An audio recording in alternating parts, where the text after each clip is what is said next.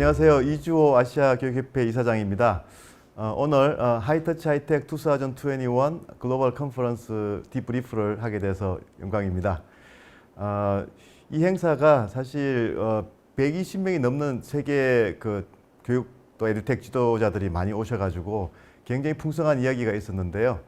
이렇게 이 자리를 빌어서 이렇게 그때 그 경험을 다시 한번 또 되살리고 또 여러분들과 나눌 수 있어서 기쁘게 생각합니다. 오늘 말씀드릴 그 내용은 크게 한 5가지로 나누어 보겠습니다. 첫째는 일단 아직까지 하이터치 하이텍 이제는 좀 많이 알려졌습니다만 생소한 분들이 계실 거기 때문에 하이터치 하이텍에 대해서 말씀을 드리고요.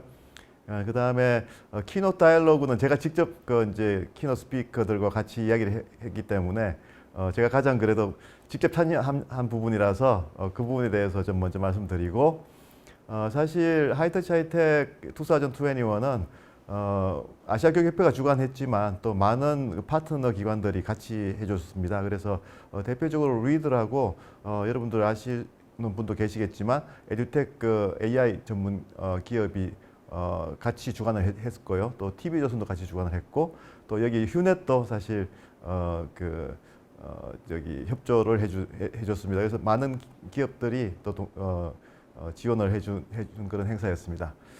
그래서 그 세션 중에 특히 리더가 주관했던 세션 하나를 특히 제가 좀 중요하다고 생각했기 때문에 좀 같이 여러분들과 공유하고요. 그 다음에 아무래도 디지털 러닝 쪽은 대학들이 지금 빨리 앞서가고 있습니다. 물론 HRD 전체가 지금 상당히 많이 이제 디지털 러닝 쪽으로 가고 있지만, 저희가 이제 이번에 그 HTHD 2021에서는 특히 미국의 앞서가는 대학들, 아주 탑 대학들을 초청해서 경험을 들었기 때문에 경험들을 좀 여러분들과 공유하고 싶습니다. 그리고 마지막으로는 이 행사의 후속 행사로 또 글로벌 에듀텍 스타트업 어워즈가 지금 이제 11월 달에 있습니다. 그래서 잠깐 안내해드리고 마치려고 합니다.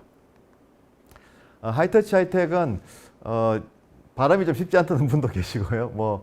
또 HTHT가 동전 헤드테일 같다고 말씀하시는 분도 있어서 아직 좀 생소하긴 한데, 이미 이제 특히 이번 행사를 통해서 글로벌하게 많이 알려졌고요.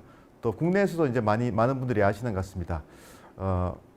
이 하이터치 하이텍에서 하이터치는 교수들, 교사들 이렇게 이제 인간적인 면이고요. 그다음에 하이텍은 당연히 이제 에듀텍 기술입니다. 그래서 지금 이제 교육에 큰 이제 지각 변동이 일어나고 있는데, 결국은 기술과 인간의 협업 관계, 그러니까 이제 기술과 인간의 역할 분담, 그게 가장 중요한 저는 이슈라고 생각합니다. 그래서 그것에 대해서 하이터치 하이텍이라는 큰 방향을 우리가 제시를 하고, 그 방향으로 많은 혁신가들이 함께 같이 혁신을 해나가면 결국 AI와 같은, 또 요즘 또 메타버스도 있습니다만, 그런 기술이 교육을 혁신하는데 큰 게임 체인저가 될 수 있다 이렇게 생각합니다. 그렇지 않고 기술 따로 교육 따로 이렇게 하면은 사실 그동안 좀 그런 문제들이 많았거든요.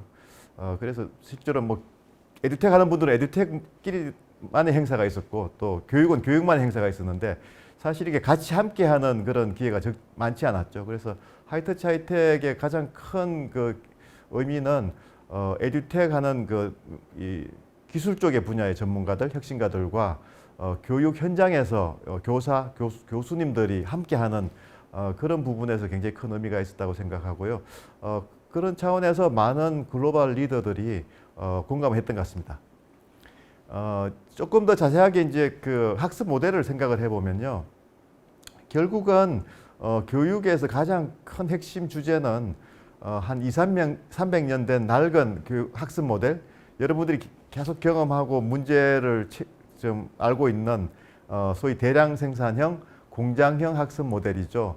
아이들이나 학습자들은 다 틀린데 소위 표준화된 그런 이제 강의를 똑같이 하는 거잖아요. 그게 대학 강의실이든 학교 교실이든 또 심지어 기업에서 하는 교육이든 사실은 상당히 많은 부분이 표준화돼 있고 대량 생산형입니다. 그런데 실제로 인간은 다 다르거든요. 그래서 수준도 다르고 개성도 다 다른데 어떻게 똑같은 걸 할 수 있냐 하는 거죠. 그래서 이제 그런 부분에서 개별화 학습이 뭐 퍼스널라이즈 러닝이 이제 중요한 이제 그 앞으로의 대안인데 그게 사실은 쉽지 않았거든요. 그런데 이게 이제 가능해지는 시대가 왔고 그게 결국 에듀텍, 뭐 AI든 메타버스든 그런 새로운 기술이 개별화된 학습을 모두에게 가능하게 하는 그런 이제 시대가 온다 하는 것입니다.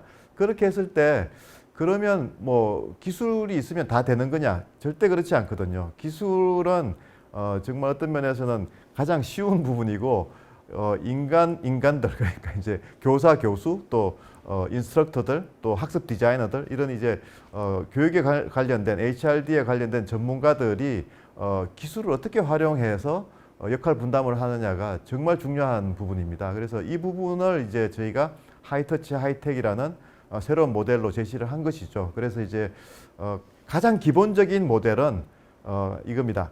우리가 이제 그 학습을 이제 그 블룸의 이제 탁사노미를 가지고 보면 일단 이제 remember, understand 그러니까 이제 암기하고 이해하는 부분은 실제로 이게 지금까지는 이쪽에 너무 집중해 왔죠. 공장형 학습으로 할 수 있는 부분이 이거거든요. 그런데 이것만 너무 하다 보니까 결국은 더 중요한 인간의 역량을 기르는 apply, analyze, evaluate, create 하는 그런 부분들 그리고 이제 휴먼 커넥션을 통해서 뭐 멘토링을 한다든가 하는 그런 부분들이 너무 교실 수업이나 또 대학에서 그 교육에서 너무 약화된 거죠. 그래서 이제 그러면 대안은 이 AI나 뭐 디지털 러닝 툴이 해줄 수 있는 가장 좋은 방식은 이 밑부분을 기술이 해주는 거죠. 그리고 인간들이나 교사들은 더 윗부분을 집중을 하게 되면 그러면 이제 훨씬 더 좋은 교육이 이루어질 수 있다고 생각합니다.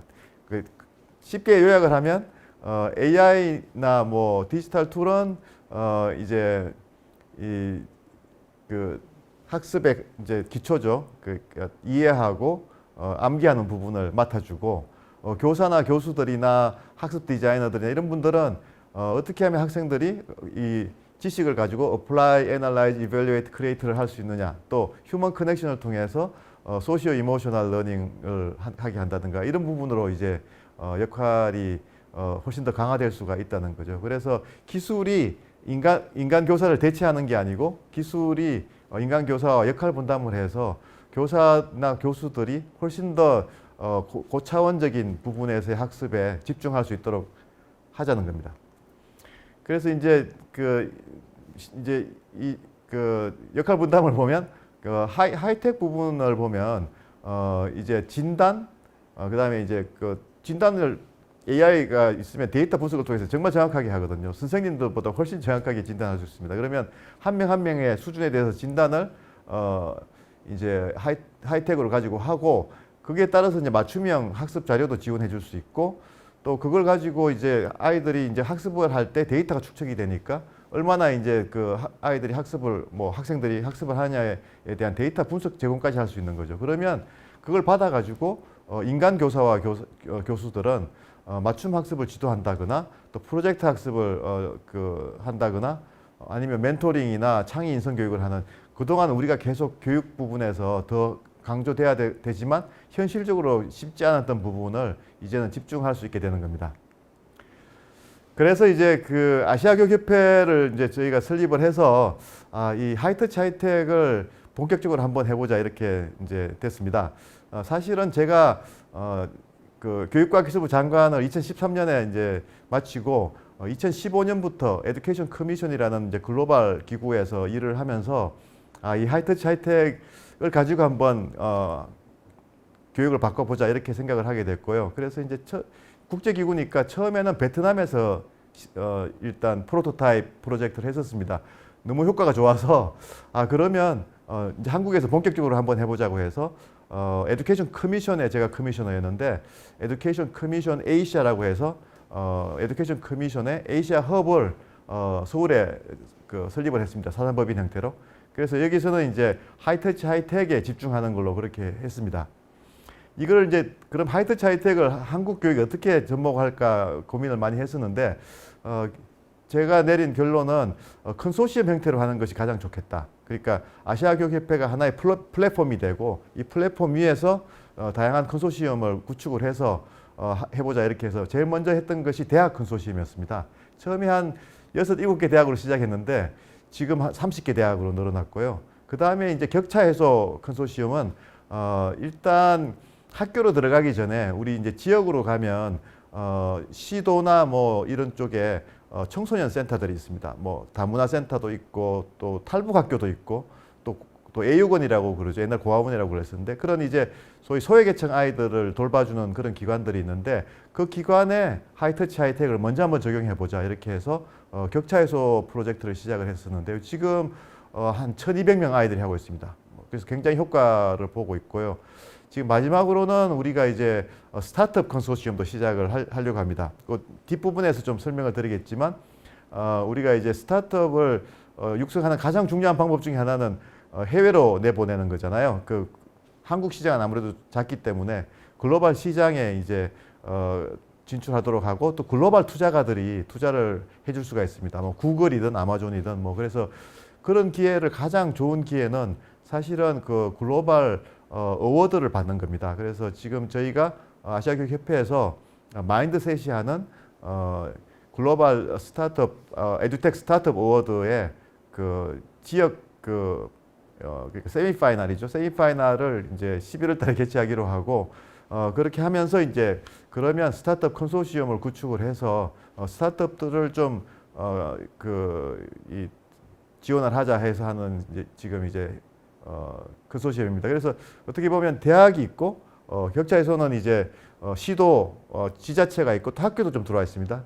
앞으로는 이제 교육청까지 이제 확대될 예정입니다만 들어와 있고 또 스타트업 컨소시엄이 들어오면 어떻게 보면 이제 하이터치 하이텍 그 교육혁신 생태계의 중요한 플레이어들이 다 여기 이제 하나의 플랫폼에 들어오게 되거든요. 그렇게 되고 지금 우리가 워낙 출발이 글로벌 기구에서 출발했기 때문에 하이터치 하이텍 for all 글로벌 컨소시엄이죠. 이게 이제 지금 우리의 큰 이제 목표가 됩니다. 한국에서 이런 것들을 해서 글로벌하게 오히려 한국의 교육 모델이 해외로 진출하는 그런 모델입니다. 그래서 이제 그걸 하기 위해서 사실 하이터치 하이텍 밑에 2021이 시작된 거죠. 우리가 지금 대학 컨소시엄, 뭐 격차해소 컨소시엄에서 일어난 일들, 정말 놀라운 변화들을 세계 지도자들과 공유를 하고 그걸 또 해서 그 기반으로 해서 글로벌 컨소시엄을 크게 키우겠다 하는 그런 이제 포부를 가지고 시작을 했는데요. 생각보다 너무 많은 분들이 좋은 분들이 와서 정말 활발하게 토론이 됐던 것 같습니다. 제가 이렇게 생각을 해보면 이게 정말 다들 놀라울 만한 행사였는데요. 첫째는 교육자와 아까 얘기했지만 테크 기술자들이 같이 잘 모이지 않거든요. 그런데 같이 모였다는 것도 심지어는 K-12 그러니까 이제 외국에서는 그렇게 표현하죠. 우리는 이제 초중등 교육입니다. 초중등과 또 고등교육은 또 잘 안 모이거든요. 그런데 같이 또 모였고 또 글로벌 그 에듀케이션의 전문가들하고 실제로 로컬하고도 잘 못 모이는데 그래서 이게 다 함께 모여서 생태계의 중요한 그 플레이어들이 같이 모여서 어떻게 이제 하이터치 하이텍 생태계를 구축하느냐 하는 것을 논의했기 때문에 큰 의미가 있었던 것 같고요.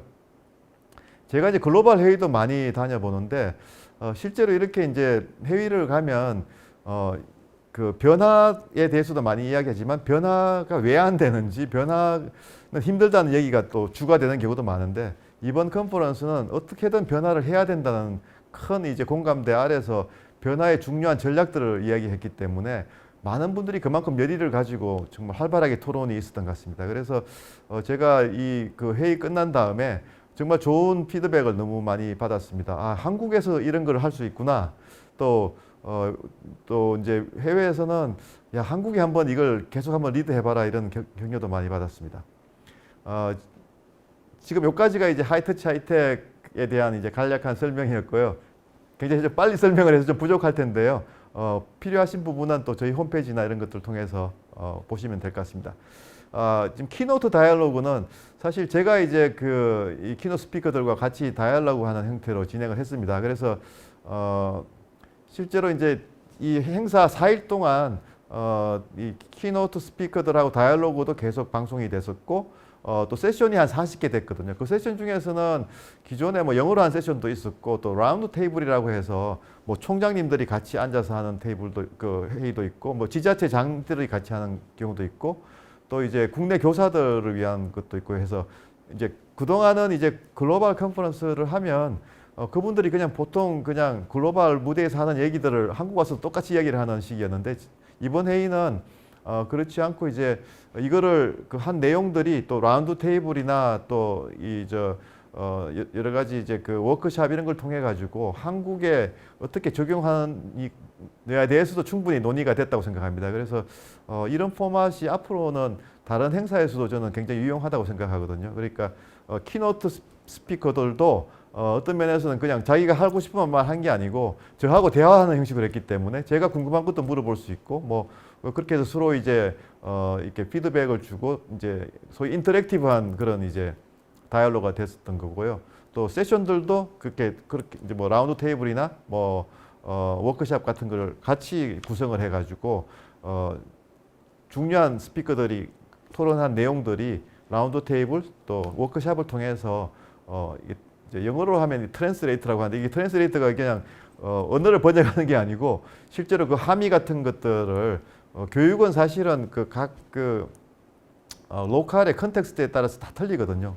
그러니까 이게 그냥 아무리 뭐 교육에 정말 최고의 그 해안을 가진 분들이 하더라도 그냥 그분들 말만 들어서는 되는 게 아니고 이분들의 아이디어를 어떻게 적용할지에 대해서 많은 토론이 있어야 되는데 그런 것들이 상당히 많았다 생각합니다. 그래서 키노트 하이라이트를 좀 해드리면 뭐 아무래도 뭐 고든 브라운 전 영국 수상이고 지금 UN 그 교육 특사죠. 그 스페셜 엔보이 for 글로벌 에듀케이션인데요.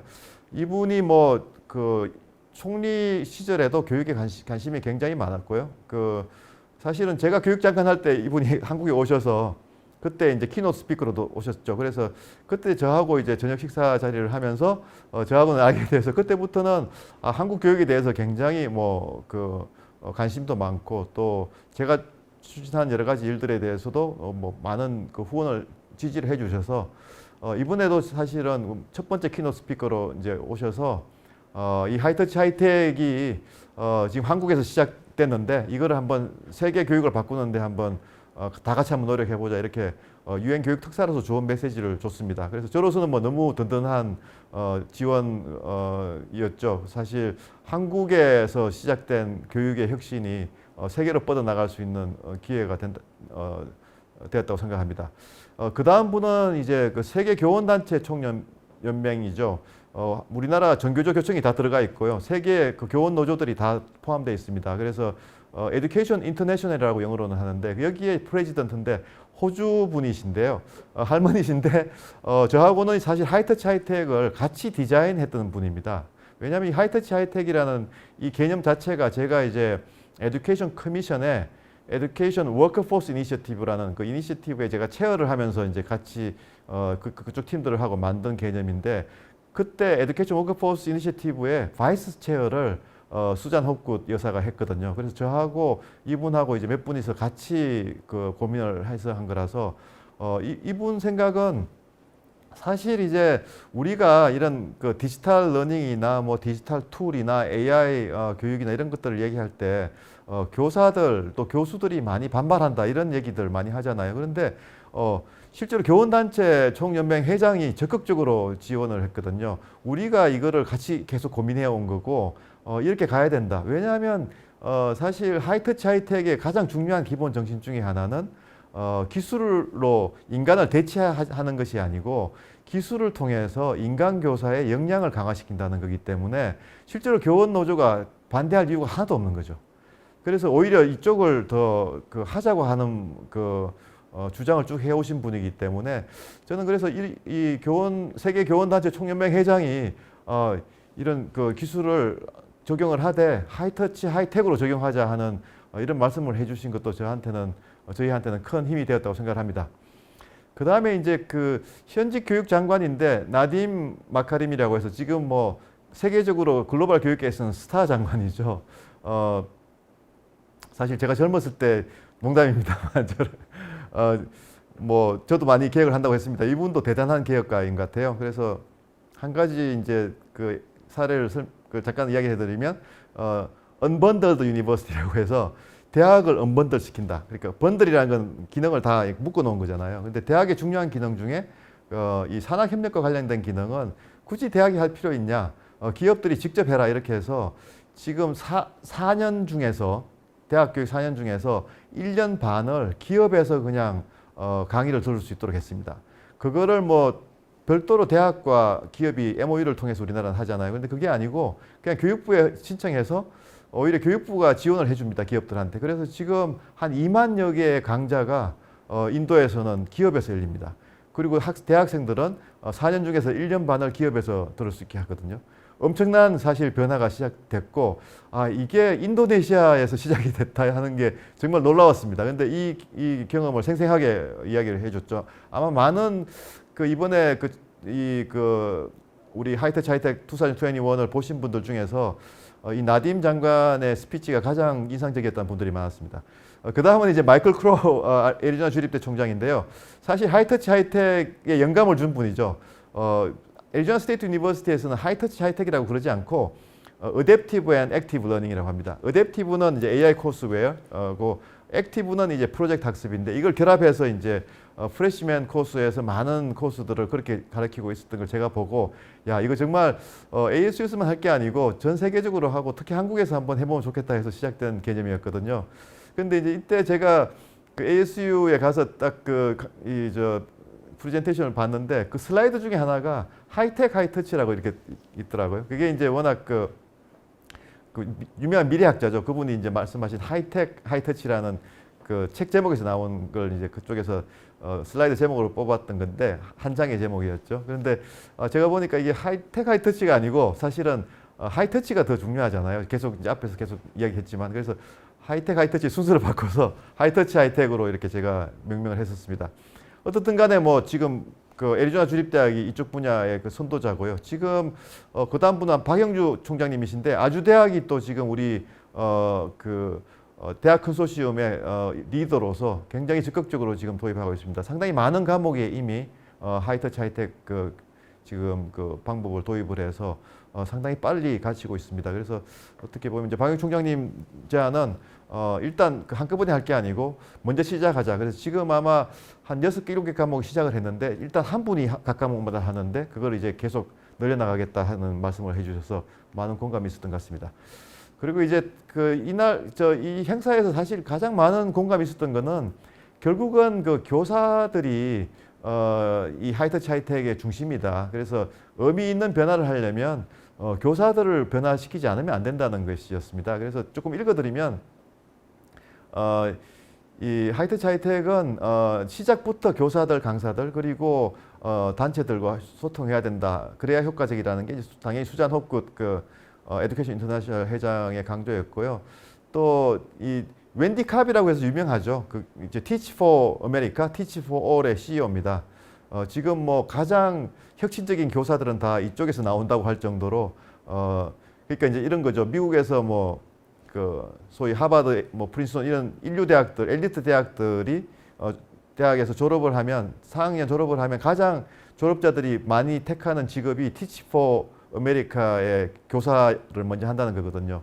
한 2, 3년 그렇게 이제 봉사를 한 다음에 충분히 월스트리트도 갈 수 있고 이렇다는 거니까 그래서 일단 대학 졸업하고 한 2, 3년을 Teach for America에서 보내자고 한 게 이제 웬디 캅의 그 주장이었고 그게 지금 뭐 한 10몇 년 전부터 먹히기 시작해서 지금은 제가 듣기로는 미국 대학 인류 대학들 졸업자들이 가장 많이 갖는 직업이 Teach for America의 교사라는 거거든요. 그래서 이분들이 많은 분들은 이제 이제 한 2, 3년 봉사를 하고 이제 자기 이제 직업으로 가지만 그 중에서는 내가 교사를 해보니까 정말 교직이 맞다 하는 분들은 계속 교직에 남아서 지금은 미국 교직에서 중요한 리더들은 상당 부분이 Teach for America 출신들입니다. 근데 여기에 그치지 않고 Teach for All이라고 그래서 뭐 Teach for Cambodia, Teach for 베트남 이런 식으로 해서 쭉 이제 시작이 됐었죠.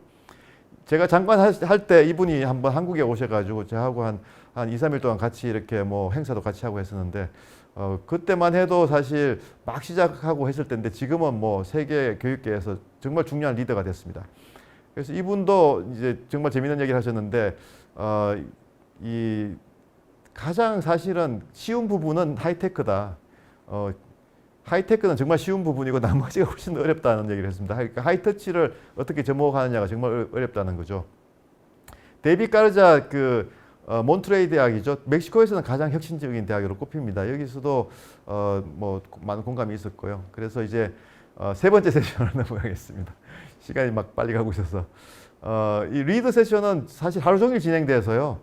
리더가 워낙 이제 AI 기업이고 뭐 한 200명 정도 AI 엔지니어들이 있는 기업이니까 또 한국의 기업입니다. 사실 자랑스럽죠. 이런 기업들이 나오기 시작한 게 워낙 AI 기업으로 시작해서 이제는 교육 쪽으로 이제 해서 산타톡이라든가 이런 교육 쪽의 혁신 기업으로 지금 역할을 하고 있고 이번에 이제 TV조선하고 아시아교육협회와 함께 리더가 이제 사실 공동 주관을 했었거든요. 그래서 하루 종일 나흘 중에 하루를 완전히 리더가 했었는데 뭐 탑 이노베이터들을 잘 초대해서 정말 잘 오가나이즈한 좋은 세션들이 많았습니다. 다 소개시켜줄 시간이 없어서 하나 세션만 그냥 이렇게 제가 제일 관심 있었던 세션만 말씀을 드리고요. 아마 여기 특히 이제 AI 교육 기술에 대해서 관심 있는 분들은 여기 직접 제가 이제 나중에 소개드리겠지만 저희 홈페이지나 아니면 유튜브에 가서 나머지 세션들도 보시면 정말 최고 전문가들이 와서 이야기를 했거든요. 그리고 기술도 뭐 가장 커팅 에지 기술들입니다. 그래서 리더 장 대표가 그때 이야기할 때 부분은 하여튼 AI 교육 기술이 한국에서는 아직까지 조금 뭐 부풀린 점도 있고 조금 이렇게 좀 과대포장된 점도 있고 좀 이렇게 왜곡된 점도 있는데 정말 AI 교육 기술이 뭔지를 한번 제대로 보여주겠다 이렇게 해서 한 하루 종일 하는 프로그램이라서 여러분들 아마 관심 있으면 한번 보시면 좋을 것 같습니다. 제가 지금 소개해드릴 이 세션은 사실 평가에 관한 부분입니다. AI가 사실 아까 제가 말씀드릴 때 진단이 제일 강하다고 했잖아요. 그래서 진단이 딱 되면 그다음부터 이제 거기에 맞춰서 맞춤형 컨텐츠를 제공할 수 있고 또 그게 데이터가 계속 축적이 되니까 데이터 기반으로 해서 프로그레스를 이제 각 개별 학생들의 프로그레스를 이제 대시보드에다가 뭐 교사들한테 다 띄워줄 수가 있는 거죠. 그러니까 이제 그런 이제 기능들인데 그렇게 이제 교육이 바뀔 때 가장 많이 이제 하는 질문은 야 우리나라 같이 뭐 대학 입시가 모든 걸 다 집어삼키는 정말 뭐 입시 빼고는 뭐 교육 얘기를 할 수가 없잖아요. 그랬을 때 그러면 뭐 AI 교육 혁명 얘기하는데 입시 도대체 어떻게 할 거냐 하는 질문이 계속 있었던 거죠. 근데 여기 오늘 이번 세션에서 굉장히 좋은 해안들이 많이 공유가 됐다고 생각을 합니다. 여기 참여자들 중에서 이제 보면 뭐 안드레아스 실라이더는 워낙 OECD의 피사 테스트라 그래서 모든 나라가 피사 테스트 특히 OECD 회원국들이죠. 피사 테스트에서 좀 더 나은 성적을 얻기 위해서 다들 노력을 하죠. 한국 교육이 우수하다고 많이 인정을 받는 이유는 피사 테스트가 이제 중2 아이들을 이제 리딩 그다음에 매스, 사이언스 이 세 과목을 테스트를 하는데 항상 탑 수준이죠. 뭐 탑 5 안에 들거든요. 지금 조금 내려간 부분도 있는데 어쨌든 간에 뭐 그래서 야 한국 교육 대단하다는 말이 거기서 나왔고 사실 뭐 제가 장관할 때 버락 오바마 미국 대통령이 한국 교육을 여러 번 칭찬해가지고 저는 선생님들한테 한국 교육 빨리 좀 바꿔야 된다고 얘기하는데 미국 대통령이 한국 교육 칭찬하니까 제가 좀 많이 당황했었죠. 그런데 어떻든 간에 그런 이제 부분이 있습니다. 그런데 이제 안드레스 실라이너는 이제 이 OECD에서 피사 테스트를 처음에 고안한 사람이었죠. 그래서 뭐 어떻게 보면 이제 가장 중요한 평가 부분에서의 리더고요.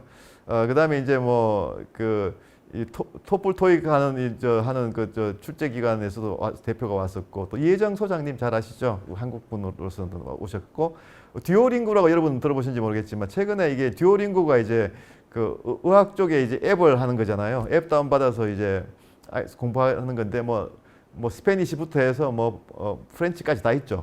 그래서 이제 최근에는 스탠포드 대학 같은 경우에는 듀오링고의 성적을 토플 토익 대신에 이제 제출할 수 있게 했습니다.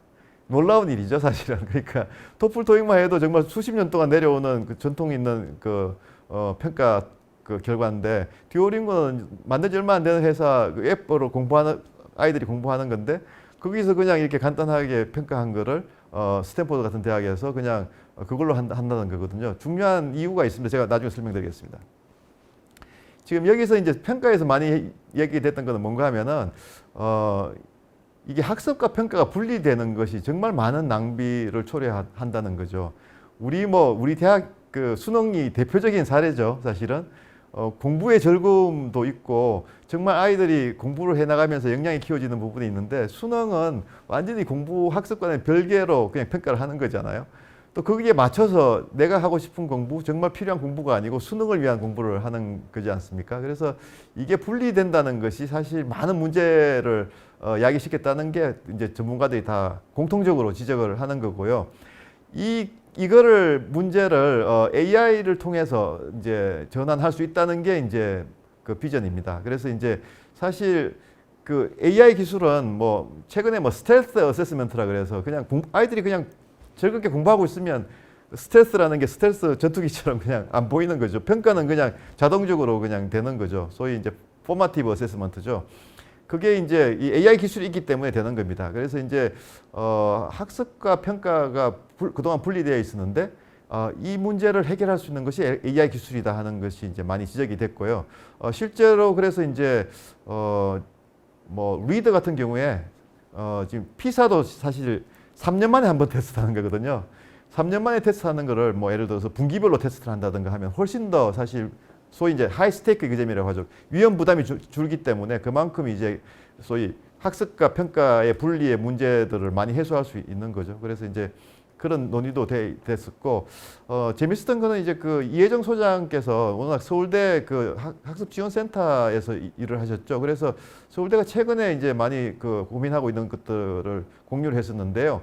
그러니까 이제 프로젝트나 에세이 같은 것들은 이제 서마티브로 하고 객관식 시험은 이제 포마티브로 한다는 거죠. 그래서 이렇게 되면 사실은 많은 부분의 이제 수능의 문제 그 이제 이슈들 같은 경우에 사실 수능 대신에 이제 뭐 아까 듀오링고 앱을 쓴다든가 하는 식으로 부담을 확 줄여버리고 거꾸로 이제 프로젝트나 이런 것들을 어떻게 하면 좀 객관적으로 서마티브로 하느냐를 더 고민해야 된다는 그런 겁니다. 그래서 사실 이렇게 되면 수능 중심의 대학 입시가 완전히 이제 뭐 지각 변동이 일어나는 거죠. 그거를 서울대가 지금 이미 고민해서 프로젝트를 진행한다는 것이 좀 희망을 보여주는 그 세션이었습니다. 그래서 이런 부분에서 우리가 사실 기존의 대학 입시 문제를 우리가 해결할 때 이런 식으로 기술로 접근 안 했거든요. 대학 입시를 해결하려면 뭐 정말 대학 입시 제도를 정말 바꾸는 게 얼마나 힘들었습니까? 제가 장관할 때도 사실 수시의 그 기원이었죠. 지금 이제 입학사정관 제도를 할 때도 정말 힘들게 했고 지금 수시도 지금 여러 가지 지금 많은 이제 문제들이 지적되고 있습니다. 그래서 이런 많은 문제들이 AI 교육 기술로 해소될 수 있다는 희망을 주는 그런 세션이었던 것 같습니다. 그 다음에 이제 여러분들이 아마 가장 관심 있으실 것 같아요. 대학들 혁신에 대해서 좀 말씀을 드리도록 하겠습니다. 사실 애리조나 스테이트 유니버시티는 제가 많이 소개를 해드렸는데요. 이게 이제 어댑티브 앤 액티브죠. 어댑티브 코스웨어는 뭐 맥그로의 알렉스라든가 뭐 피어슨의 뭐 마이매스랩이라든가 이런 식으로 해서 AI가 진단해서 맞춤형 그 컨텐츠 제공하고 또 교수들한테는 대시보드에 그 프로그레스를 계속 띄워주는 그런 방식인데 지금 제가 처음에 이 학교를 갔을 때 처음 그래봐야 뭐 한 2년 전이니까요. 얼마 되지 않았는데 그때만 해도 한 열 몇 과목에 이제 진행이 됐었는데 지금 이 ASU는 75과목에 적용하는 것을 목표로 하고 있습니다. 프레시맨들은 75%가 이렇게 어댑티브 코스웨어랑 하도록 그렇게 지금 거의 모든 교과에 지금 물리, 뭐 화학 이런 쪽에 다 도입되고 있고 뭐 경제 경영 쪽도 도입되고 있습니다. 그래서 이제 아이들이 1학년 때는 적어도 AI 튜터랑 수업을 하는 식으로 가고 있고 그렇게 되면 자연스럽게 이제 교수들의 학습은 프로젝트 중심으로 가게 되는 거죠. 그런데 사실 애리조나 주립대학이 이번 HTHD 2021에서 선을 보인 거는 어댑티브 앤 액티브가 아니고 저는 그게 이제 워낙 제가 많이 또 소개를 한국에 했기 때문에 좀 다른 거 없냐고 제가 물어봤더니 그럼 우리가 한번 최근 걸 한번 선을 보여주겠다고 해서 한 게 놀랍게도 이 VR 기술 그러니까 메타버스 기술입니다. 지금 우리가 하는 뭐 베세트나 이런 것들은 이 헤드셋을 끼는 건 아니잖아요. 그게 아니고 이제 여기는 헤드셋을 끼고 하는 건데 여기 이제 회사가 드림스케이프 회사입니다. 드림스케이프라는 회사는 여러분들 영화 보신 분들 있을지도 모르는데 그 마이너리티 리포트 보면 그 회사 그 마이너리티 리포트를 만든 그러니까 헐리우드에 영화 만드는 회사예요. 근데 이 만든 회사가 지금 저 화면을 보십시오. 뭐 공룡이나 뭐 이런 이제 그런 그 다 컨텐츠를 다 가지고 있는 거죠. 이런 걸 가지고 이제 바이올로지 코스를 디자인을 하는 겁니다. 이제 학생들이 저 헤드셋 끼고 저 안으로 들어가서 저런 새로운 체험을 하게 되는 거죠. 이 드림스케이프 런 랩이라고 해서 이제 ASU 캠퍼스 내에 랩을 설립을 했습니다. 드림스케이프라는 헐리우드 회사랑 대학이 협업을 시작한 거죠. 그래서 저희 언제 한번 헤드라인을 제가 보니까 헐리우드시 하이어 에듀케이션의 이제 중요한 플레이어가 된다 이런 이제 그 기사가 있었는데 이제 그게 이제 ASU에서는 현실화된 거죠. 아마 우리나라도 충무로가 이제는 고등교육에 들어오지 않을까 이런 또 기대를 해봅니다. 지금 우리나라도 한참 메타버스 얘기가 나오고 있는데요. 그래서 이제 그래서 이게 지금 이제 그 어댑티브 러닝에서 시작해서 메타버스까지 계속 지금 빨리 진행되고 있는 것 같습니다. 사실 오늘 아마 여러분들 특히 HRD에 관심 있는 많은 그 디지털 러닝에 관심 있는 분들이 가장 좀 주목해야 될 대학은 웨스턴 가버너즈 유니버시티라고 생각합니다. 이번 그 HTHT 2021에서도 상당히 많은 주목을 받았습니다. 제가 깜짝 놀란 거는 웨스턴 가버너즈 유니버시티는 설립자들이 도지사들입니다. 우리로 치면 가버너즈. 그러니까 웨스턴 가버너즈니까 미국에서 보면 뭐 아시잖아요. 그 서부가 아마 잘 사는 지역이니까 뭐 캘리포니아, 오레곤, 뭐 애리조나 이런 이제 주지사들이 정말 이제 경제가 계속 이렇게 좋아지고 해서 고등교육 받은 인재들이 필요한데 그 수요를 감당을 못하는 거죠, 대학들이. 그러니까 차라리 우리가 세우겠다고 해서 지금 이 대학이 한 12만 명 정도 학생들을 하는데 100% 온라인입니다. 그런데 놀라운 사실은 온라인을 하는데도 불구하고 이 학교의 큰 그 방향은 컴피턴시 그러니까 컴피턴시 베이스드 러닝 그러니까 역량 중심 교육입니다. 어떻게 온라인으로 역량 중심으로 디지털 러닝으로 역량 중심으로 갈 수 있느냐 하는 게 궁금하실 건데요. 정말 놀랐습니다. 오히려 오프라인 대학보다도 훨씬 더 역량 중심입니다. 일단 교수진이 4가지로 분류되는데요. 티칭하는 강사는 4가지 분류 교사 중에 한 분류에 지나지 않고 일단 교수들의 역할 중에 가장 중요한 역할을 멘토링으로 잡았습니다. 한 명 한 명이 멘토링을 하는데 당연히 멘토링이 온라인 멘토링입니다. 두 번째는 평가자가 따로 있는 거고요. 강사와 평가자가 따로 있어서 항상 이게 이런 그 크로스 체크를 할 수가 있게 돼 있고 학습 디자이너가 또 굉장히 중요한 역할을 합니다. 이게 컴피턴시 베이스로 하려면 당연히 그렇게 해야 되겠죠. 그래서 실제로 지금 이 역량 매칭 시스템이 엄청난 데이터 기반으로 운영되고 있습니다.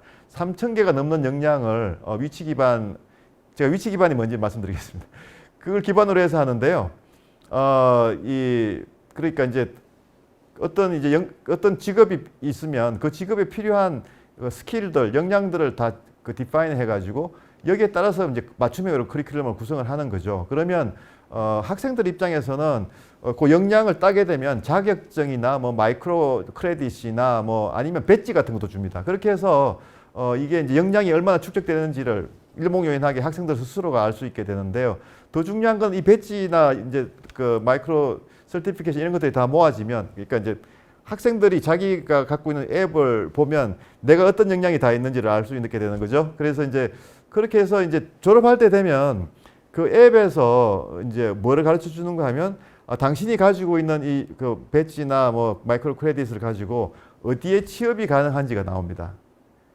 그러니까 너무 신기한 거죠. 그러니까 왜냐하면 그런 역량들을 필요로 하는 기업들의 리스트가 다 이미 정보가 있기 때문에 예를 들어서 내가 뭐 이걸 이제 하기는 저 샌프란시스코에 땄으니까 샌프란시스코에서 예를 들어서 앱을 키면은 그 샌프란시스코에 있는 기업들이 쭉 나오는 거죠. 근데 이 친구가 만약 보스턴으로 이사를 갔다 그러면 보스턴에 있는 기업들 리스트가 또 딱 뜹니다. 당신이 가지고 있는 역량으로 취업할 수 있는 그런 기업들이 뜨는 거죠. 그런 식으로 해서 이제 하니까 뭐 학생들이 12만 명이 되는 게 이해가 가는 거죠. 이걸 이제 다양한 파트너들이랑 이렇게 구축을 하고 있습니다. 서던 뉴햄프셔 유니버시티도 한 10만 명이 넘는 대학입니다. 지금 보시면은 이렇게 온라인으로 하는 대학들이 엄청 빨리 팽창하는 거죠. 우리나라 대학 규모가 10만 명 넘는 대학 없잖아요. 그런데 지금 미국에서는 아까 말씀드린 웨스턴 가버너즈 유니버시티 또 서던 뉴햄프셔 유니버시티 아마 여러분들 이름도 못 들어본 대학일 수도 있습니다. 아까 처음에 제가 사례로 들었던 애리조나 스테이트 유니버시티도 12만 명이 됐습니다. 이렇게 엄청나게 계속 팽창하고 그렇다고 해서 질이 떨어지는 것도 결코 아니죠. ASU는 어댑티브 앤 액티브로 가고 있고 아까 설명드린 웨스턴 가버넌스 유니버시티는 역량 중심으로 해서 정말 그 필요한 역량을 딱딱 다 채워주는 거죠. 그리고 교사들은 강의만 하는 게 아니고 멘토링도 해주고 학습 디자이너들이 굉장히 정치하게 학습을 디자인해주고 평가도 해주고 이렇게 하면서 하는 거기 때문에 100% 역량이 갖춰진다는 것이 이제 보이는 시스템이고 서던 뉴햄셔 유니버시티는 특별히 우리가 주목한 거는 AI 기술을 굉장히 많이 주목합니다. 온라인 러닝에. 그래서 이제 뭐 알고리드믹 티칭 어시스턴트라고 티칭 어시스턴트가 이제 AI인 거죠. 그다음에 이제 게임 베이스로도 하고 심지어는 이제 이제 장문 있잖아요. 라이팅을 AI가 다 채점하는 거를 지금 이제 굉장히 쉽지 않죠. 그동안은 사실 거의 불가능하다고 생각했는데 거의 지금 뭐 완벽하게 구현이 된다고 합니다. 그래서 이 지금 세션에 사실 성균관대학에 우리 저 부총장이 들어왔었는데 그 농담 비슷하게 우리한테 좀 팔면 안 되냐 이렇게 질문을 하더라고요. 그런데 하여튼 뭐 이 서던 뉴햄셔 유니버시티 같은 대학이 이런 기술 혁신을 가지고 이제 학생들이 늘어나는 거죠. 그래서 그 다음에 하나는 이제 마지막 대학은 퍼듀 대학인데요. 퍼듀는 사실은 리서치 대학이고 굉장히 이제 그 엘리트 대학이잖아요. 엘리트 대학들은 과거에는 온라인 러닝을 디지털 러닝을 쳐다보지도 않았죠. 근데 지금 이 대학이 어떤 일을 했는가 하면 케플란 대학이라는 대학을 인수했습니다. 그러니까 이 퍼듀 같은 콧대 높은 엘리트 대학이 케플란 대학을 옛날에는 뭐 이게 사교육 기관이냐 뭐냐 이렇게 해서 별 취급도 안 했을 텐데 이걸 통합을 해가지고 지금은 이제 퍼듀 유니버시티 글로벌이라는 유닛을 만들어 가지고 그 디지털 러닝을 소위 장사를 하는 거죠. 굉장히 그 등록금도 비싸게 받고요. 전 세계적으로 학생들을 지금 모집하고 있습니다. 그래서 지금 사실 이런 대학들의 혁신을 보고 있으면 우리랑 너무 비교되죠, 사실. 그렇지만 저는 우리 대학들이 이런 방향으로 곧 갈 거라고 생각을 합니다. 왜냐하면 그렇게 가지 않으면 대안이 없잖아요. 그래서 저는 이번에 그 HTHT 2021이 우리 대학들에게 어떻게 혁신해야 되는지에 대한 분명한 방향을 제시해 줬다고 생각하고요. 또 한편으로는 그 HRD 오늘 아마 많은 분들이 HRD 전문가들이실 텐데 HRD 전문가들에게도 많은 시사점을 주는 것 같아요. 결국은 HRD 기업의 교육도 상당 부분은 이런 대학의 디지털 혁신과 같이 가는 부분이 있을 거고 또 대학들이 중요한 파트너가 될 수 있거든요. 대학들이 만약에 이런 식으로 한다면은 얼마든지 기업 HRD와 파트너십을 가질 수 있다고 생각합니다. 이제 마지막으로 글로벌 에듀텍 스타트업 어워즈를 잠깐 소개를 하고 마치도록 하겠습니다. 사실 제가 이제 여러 이제 파트너들이랑 이 HTHT 2021을 처음에 디자인하면서 많은 분들이 이제 글로벌 기관들을 소개를 해줬어요. 지금 이 마인드셋도 대표적인 기관이었고 홀론 IQ도 들어왔었고 뭐 에듀크런치라든가 이런 이제 굉장히 중요한 그 교육 분야에서 테크를 뭐 지원한다든가 억셀러레이팅 서비스를 한다든가 또 뭐 에듀텍 산업에 대한 리서치를 하는 기관이라든가 이런 이제 글로벌 기관들이 있는데. 그런 기관들한테 이제 우리가 이제 접촉을 하니까 그 기관들이 다 너무 좋아하는 거예요. 왜냐하면은 그동안은 한국이 블라인드 스팟이었다는 거예요. 아무도 자기네들이 정말 한국은 굉장히 하이텍 나라고 교육에 관심이 있는 나라니까 자기네들이랑 좀 협업했으면 좋겠는데 이 글로벌 파트너가 아무 때도 보이질 않았다는 거예요. 그래서 정말 우리가 잘 시작을 했구나 이런 생각을 했었습니다. 그래서 이 마인드셋하고도 이제 얘기를 하면서 우리가 지금 큰 이제 이 에듀텍 글로벌 에듀텍 스타트업 어워즈를 하는데 한국만 빠져 있었다 그동안. 그러니까 뭐 왜 같이 하면 안 되겠냐 오히려 저쪽에서 오히려 관심을 보여서 그래서 사실 시작하게 된 거거든요. 그러니까 이제 사실 어떻게 보면 가장 스타트업들한테는 좋은 기회죠. 이게 지금 이제 배트쇼에 나가게 되는 거거든요. 1, 2, 3등을 뽑으면은. 그래서 이제 1, 2, 3등을 뽑을 때 이제 이 지금 스타트업 어워즈는 저희가 이제 분야는 크게 보면 콘텐츠, 플랫폼, 그다음에 네트워크, 디바이스 이렇게 네 분야로 돼 있고요. 접수는 이제 온라인으로 접수하시면 됩니다. 그리고 지금 이제 본선 그러니까 세미파이널이죠. 이걸 이제 본선이라고 하는데 본선은 1, 2, 3등 해서 1등은 저희들이 이제 비행기표까지 드리고 이제 영국 저기 가실 수 있도록 하는데요. 사실 서류 이제 10월 말까지 내시면 서류 전형에서 뽑힌 분들은 일단 저희 에듀텍 스타트업 어워즈의 파트너 기관이 스타트업 X입니다. 거기가 이제 억셀러레이터이기 때문에 스타트업 X에서 여러 가지 지원을 해드립니다. 지금 사실 이제 많은 분들이 이제 관심을 가지시는데 좀 걱정하는 게 영어로 우리가 피치를 해야 되는데 잘할 수 있을까 이런 얘기들 하시더라고요. 근데 이 스타트업 X가 영어 피치 같은 것도 다 지원을 해드리기로 했습니다. 그래서 일단 지원을 하셔서 정말 기술력과 아이디어가 있으면 저는 한국의 그 에듀텍 스타트업들이 굉장히 그 전망이 밝다고 생각을 합니다.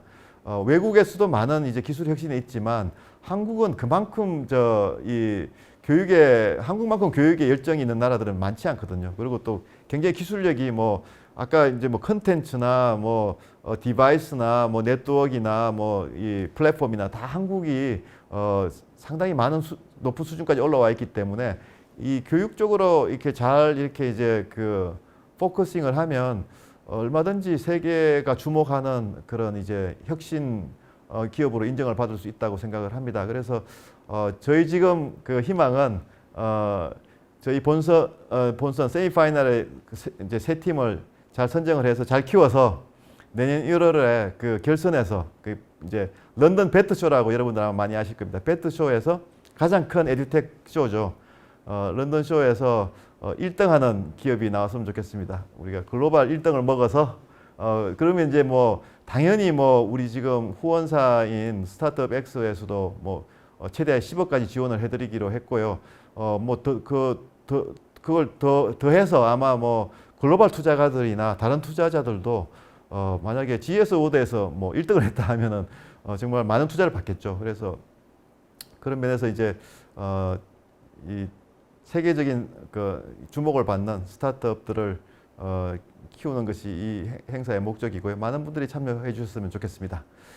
마지막으로 이제 그 제가 이렇게 뭐 급하게 이제 좀 말씀을 드렸는데 사실 내용들이 굉장히 많기 때문에 저도 사실 충분히 소화를 못했습니다. 그래서 그 직접 아마 들어가 보시면 유튜브 이쪽 채널로 들어오시거나 아니면 그 행사 웹사이트가 있습니다. 이제 저희가 이제 올해는 HTHT 2021으로 했고요. 이제 내년에는 HTHT 2022로 할 건데 저는 HTHT 2022는 훨씬 더 또 풍성하고 다양한 행사가 되고 디브리프도 뭐 이제 좀 어떻게 보면 유명한 행사들 디브리프를 뭐 각 나라에서 하듯이 우리 HTHT 2021의 디브리프가 여러 나라에서 되는 그런 정말 의미 있는 행사가 될 거라고 생각을 합니다.